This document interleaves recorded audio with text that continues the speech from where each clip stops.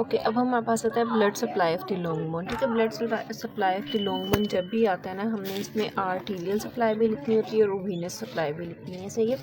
अब ना इसमें इस पैराग्राफ में इसने कुछ भी नहीं इतना खास बताया, बस उसने ये बताया कि जो ब्लड सप्लाई होती है वो कौन कौन सी आर्टरीज करती है। ठीक है, न्यूट्रेंट आर्टरी करती है। न्यूट्रेंट आर्टरी को हम डायफिजियल आर्टरी भी कहते हैं। क्यों कहते हैं? बिकॉज ये हमारे पास जो वो डायफिजिस ऑफ द बोन से जो एंटर हो रही होती है। ठीक है, और ये जो मेजर उस रीजन की जो मेजर आर्टरी होती है ना, उसी से ये जो वो डिराइव्ड हुई होती है। ठीक है, इसके अलावा हमारे पास कौन कौन सी हो सकती है? मेटाफिजियल आर्टरी हो सकती है, एपिफिजियल और पेरियोस्टल, ये सारी हम आगे डिस्कस करते हैं। Okay, blood supply of bone में सबसे पहले हम बात करते हैं न्यूट्रेंट आर्टरी की। ठीक है, फर्स्ट हमारे पास आर्टरी है। अब न्यूट्रेंट आर्टरी क्या होती है? न्यूट्रेंट आर्टरी एंटर करती है न्यूट्रेंट फोरामेन में, न्यूट्रेंट फोरामेन से चली जाती है शैफ्ट ऑफ द बोन में। ठीक है, शैफ्ट ऑफ बोन से वो गई न्यूट्रेंट कैनाल में, न्यूट्रेंट कैनाल से वो कहाँ पे चलेगी? मेडुलरी कैविटी में। ठीक है, वहाँ पे जाके वो ascending and descending medullary artery में क्या हो जाती है? डिवाइड कर जाती है। वहाँ पे वो जो है वो एपिफिजिस में जाती है। एपिफिजिस में जाके उसने एंड आर्टरीज देती हैं। ये वाली जो एंड आर्टरीज होती हैं, इन्होंने एनास्टोमोस करने के किसके साथ साथ? पेरियोस्टल के साथ एपिफिजियल और मेटाफिजियल आर्टरी जो अभी आ रही हैं हम आगे डिस्कस करते हैं। ठीक है, और फिर ये सारी जो आर्टरीज होती हैं कैपिलरी, और कैपिलरी के थ्रू ये वीनस साइनसेस में जाकर कर जाती हैं? ड्रेन कर जाती हैं। ठीक है, ये होगी हमारे पास हमारी न्यूट्रेंट आर्टरी। अब उसने ना एक पॉइंट और लिखा हुआ है कि यहाँ पे जो मेडुलरी आर्टरी होती है ना, ये कॉर्टिकल और सेंट्रल में डिवाइड हो जाती है। जो कॉर्टिकल होती है ये कहाँ पे जाती है? ये बोन कॉर्टेक्स से हेवरियन कैनाल, और हेवरियन कैनाल से ये हमारे पास जो पेरिओस्टियल प्लेक्सेस होते हैं ना, ये हम आगे डिस्कस करते हैं क्या होता है। ठीक है, उसमें जाके ये क्या कर देती हैं? ड्रेन कर देती हैं। ठीक है, उसके बाद हमारे पास आती है सेंट्रल। ये जो होती है ना सेंट्रल जाती है कहाँ पे? मेडुलरी साइनसिस में। मेडुलरी साइनसिस से ये सेंट्रल वीनस साइनसिस में जाके क्या कर देती है? ड्रेन कर देती है। ठीक है, तो ये हमारे पास न्यूट्रेंट आर्टरी पूरी कवर हो गई। ओके, अब हम बात करते हैं मेटाफिजियल आर्टरी के बारे में। जो मेटाफिजियल आर्टरी होती है ना, ये क्या होती हैं? न्यूमरस होती हैं, मतलब काफ़ी ज़्यादा होती हैं, छोटी छोटी। ठीक है, उसके बाद ये आती कहाँ से? डिराइव कहाँ से होती हैं? डिराइव्ड होती हैं मेजर जो रीजनल आर्टरी होती है ना, वहाँ से। ठीक है, उसके बाद ये वास्कुलर फोरामेन से एंटर होती है, और एंटर होके ये फिर एंड आर्टरीज देती है, और वहाँ पे ये एनास्टोमोस कर जाती है किसके साथ? हमारे पास हमारी जो मेडुलरी वो आर्टरीज होती है ना, उनके साथ। बाकी इसमें इंपॉर्टेंट पॉइंट ये याद रखना है कि ये जो है वो इनर टू दी एपिथेलियल जो है वो एपिफिजियल लाइनिंग होती है। ठीक है, एपिफिजियल लाइनिंग जो होती है ना, उसके कहाँ पे होती है? इनर साइड से ये जो एंटर हो रही होती है।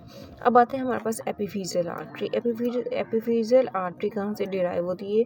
ये जो है वो बेसिकली एनास्टोमोसिस से जो है डिराइव हो रही होती है, जॉइंट्स के अराउंड होती है। ठीक है, उसके अलावा ये जो है वो outer to the epiphyseal lining होती है। वो inner to the epiphyseal lining थी, ये outer to the epiphyseal lining होती है। ठीक है, और ये डिवाइड होके हमारे पास जो है वो आर्टीरियल आर्केड्स बना देती है। ठीक है, और वो फिर एंड आर्टरीज देती हैं। वो जो एंड आर्टरीज होती हैं वो एनास्टोमोस करती हैं कहाँ पे? एडल्ट्स में वो जो है एनास्टोमोस करती हैं। लेकिन जो न्यू बोन्स होते हैं, मतलब जिनकी जो इमेच्योर बोन्स होती हैं ना, जो डेवलपिंग होती हैं, उनमें ये नहीं करती। क्यों नहीं करती? बिकॉज वहाँ पे क्या होती है? हमारे पास एपिफिजियल कार्टिलेज प्रेजेंट होती है। ठीक है, जिसकी वजह से ये जो है वो फिर एनास्टोमोस नहीं कर पाती। अब लास्ट पे हमारे पास एक ही रहेगी, दैट इज़ पेरियोस्टल आर्टरी। जो पेरियोस्टल आर्टरी होती है कहाँ से डिराइव होती है? ये मस्कुलर आर्टरी, उस रीजन की जो मस्कुलर आर्टरी होगी ना, वहाँ से ये क्या करेगी? डिराइव करेगी। ठीक है, वहाँ से डिराइव करके इसने क्या बना देना है? पेरियोस्टल प्लेक्सिस बना देना है। वो जो पेरियोस्टल प्लेक्सिस होगा वो एनास्टोमोस करेगा किसके साथ? कॉर्टिकल के साथ। और इसका मेजर फंक्शन क्या होता है? इसने ब्लड सप्लाई करनी है उस रीजन की।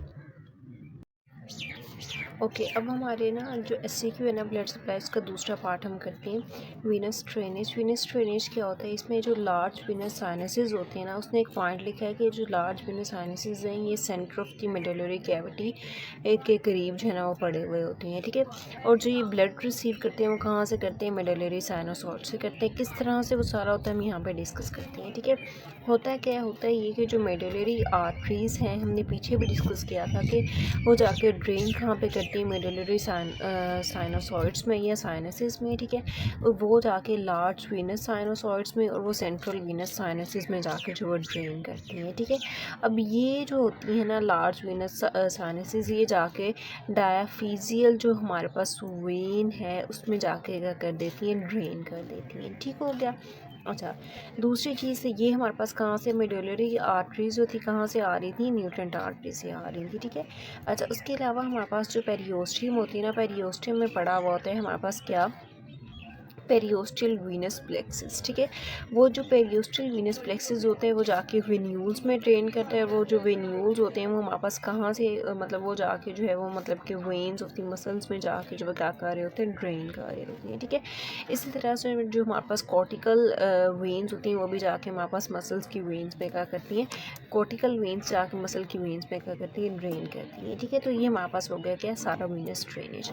अच्छा, उसके बाद हमारे पास जो आता है ना इंपॉर्टेंट, वो हमारे पास बाकी उसने ना blood supply of the short bone वगैरह लिखी हुई है, बस उसको एक दफ़ा रीड कर लेना है। फ्लैट बोन वो सच एज इंपॉर्टेंट नहीं है, ठीक है। उसके बाद हमारे पास आ जाता है इसमें बोन इंजरी और रिपेयर, ठीक है। बोन इंजरी और रिपेयर की अगर हम बात करते हैं ना, तो सबसे पहले हमें इसमें फ्रैक्चर की डेफिनेशन पता होनी चाहिए। फ्रैक्चर क्या होता है, basically break in continuity of bone, ठीक है। बोन की कॉन्टीन्यूटी में कोई भी ब्रेक आ जाए ना, उसको हम क्या कहते हैं, फ्रैक्चर कहते हैं। ये दो तरह से हो सकता है, ओपन हो सकता है या फिर क्या हो सकता है, क्लोज हो सकता है।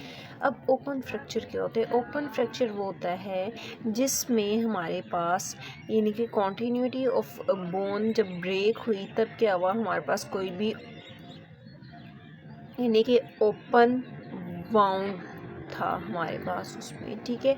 तो उसमें क्या हुआ, यानी कि ब्लीडिंग हो गई, ये सब कुछ, ठीक है। That is the open fracture. और क्लोज फ्रैक्चर क्या होता है, क्लोज फ्रैक्चर हमारे पास ऐसा फ्रैक्चर होता है जिसमें कोई भी ओपन वाउंड प्रेजेंट ना हो, that is the close fracture, ठीक हो गया, ये हो गया हमारे पास। ओके, हीलिंग ऑफ फ्रैक्चर जो है ना, ये हमारे पास इस दफ़ा आया हुआ था यूएचएस का शॉर्ट क्वेश्चन। इसमें क्या होता है, इसमें सबसे पहले हमने कुछ स्टेप्स याद करने हैं। सबसे पहले हमारे पास इसमें क्या होगा, हीमाटोमा फॉर्मेशन। हीमाटोमा फॉर्मेशन में क्या हुआ, कोई भी बोन इंजरी हुई, ठीक है, उसकी वजह से क्या हुआ, ब्लीडिंग हुई, वहाँ पे क्या हुआ, ब्लड क्लॉट की फॉर्मेशन हो गई, ठीक है।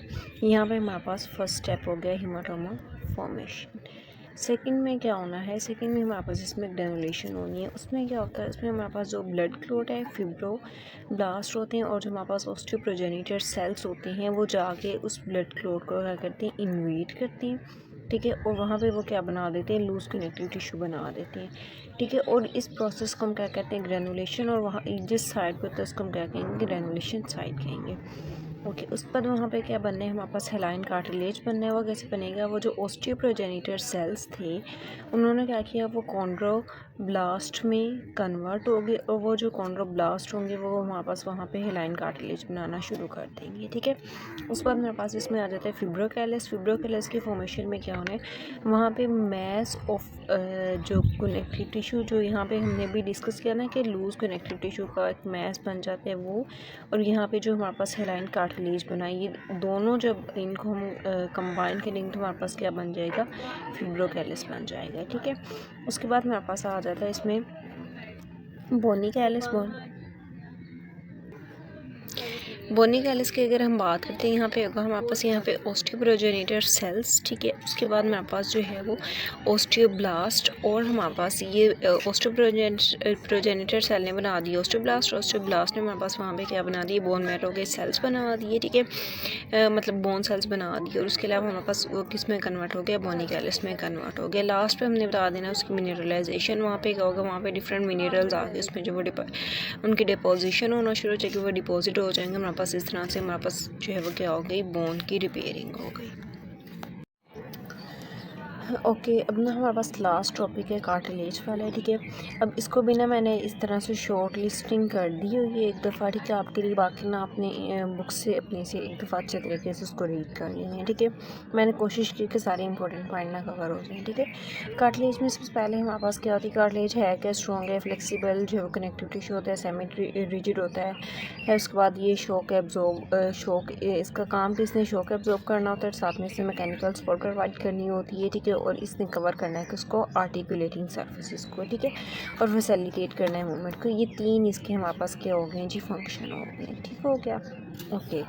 अब बाकी हमारे पास ये हमें बताइए कि सेल्स हैं इसके कॉन्ड्रोसाइट्स होते हैं, वो कॉन्ड्रोसाइट्स मैट्रिक्स रिलीज़ करते हैं, वो जो उसी बाद में उसी मैट्रिक्स में वो जो है वो मतलब कि डिप होते हैं, और उनकी जो डेथ हो जाती है, ठीक है। बाकी ये वास्कुलर होता है, और ये बातें भी हमें पता हैं कि ये जो है वो क्या होते हैं, ये सेमी रिजिड होते हैं, मतलब कि ये जो है वो बोन से कम इनकी जो वो स्ट्रेंथ होती है, ठीक है। बस ये बातें थोड़ी बहुत पता होनी चाहिए। अब आ जाता है हमारे पास इसकी टाइप। सबसे पहली टाइप इसकी जो है हेलाइन कार्टिलेज आती है। हेलाइन कार्टिलेज क्या होती है, मोस्ट कॉमन होती है, ट्रांसल्यूसेंट होती है, स्ट्रॉन्ग होती है और स्पॉट प्रोवाइड करती है, ठीक है। और इसमें हमारे पास क्या प्रेजेंट होते हैं, पेरिकॉन्ड्रियम वगैरह प्रेजेंट होते हैं। अब इसकी एग्जांपल्स की बात करते हैं। बस ये हमने आपने बातें लिख देनी है, ठीक है। उसके अलावा इसकी एग्जांपल अच्छे तरीके से जो है वो याद कर लेनी और बता देनी। अच्छा, इसकी एग्जांपल जब बताते हैं ना तो ये नहीं पहले कह देते कि ये जो वो कोस्टल कार्टिलेज है, ऐसा नहीं। अपने स्टार्ट ही एम्ब्रियो से करना होता है, ठीक है। यानी कि एम्ब्रियो में जो कार्टिलेज है दैट इज़ हेलाइन कार्टिलेज, फिर एपिफिजियल है, आर्टिकुलर है, रेस्पिरेटरी है, कोस्टल है और inferior part of external nose का जो कार्टिलेज होता है दैट इज़ हेलाइन कार्टिलेज, ठीक है। उसके बाद आ जाता है हमारे पास फिब्रो कार्टिलेज। फिब्रो कार्टिलेज की अगर हम बात करते हैं, ये क्या होता है, रेजिलिएंट होता है, ठीक है। और उसके अलावा हमारे पास इसने टेंशन को रेजिस्ट करना है और इसने भी क्या करना है, इसने शोकों का करना है, एब्जॉर्ब करना है, ठीक है। ये इसके काम है। बाकी प्रेजेंट कहाँ पे होता है, इंटरवर्टिब्रल डिस्क में होता है, प्यूबिक सिम्फिसिस में होता है, लेब्रा में होता है, मेनिस्की में होता है और साथ में सिजामॉइड फिब्रो कार्टिलेज होता है, ठीक है। बस ये एग्जाम्पल पता होनी चाहिए आपको, ठीक है। और इसके बारे में 2-3 पॉइंट पता होने चाहिए।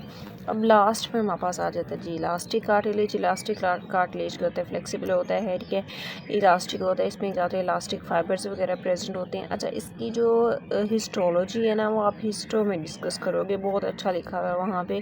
बस इधर मैंने ना एक दफ़ा बता दें कि अगर आ जाता है तो आप इसको कवर कर लो, ठीक है। बाकी हिस्टो में ही ज़्यादा अच्छा लिखा हुआ है, ठीक है। बाकी उसमें ऑरिकल है, ऑरिकल वगैरह में प्रेजेंट होता है, ड्यूटी ट्यूब में होता है और साथ में एपिग्लोटिस में प्रेजेंट होता है, ठीक है। तो ये आपका चैप्टर हो गया कंप्लीट। अगर किसी को कोई भी इशू हो तो आपने कमेंट सेक्शन में पूछ लेना है।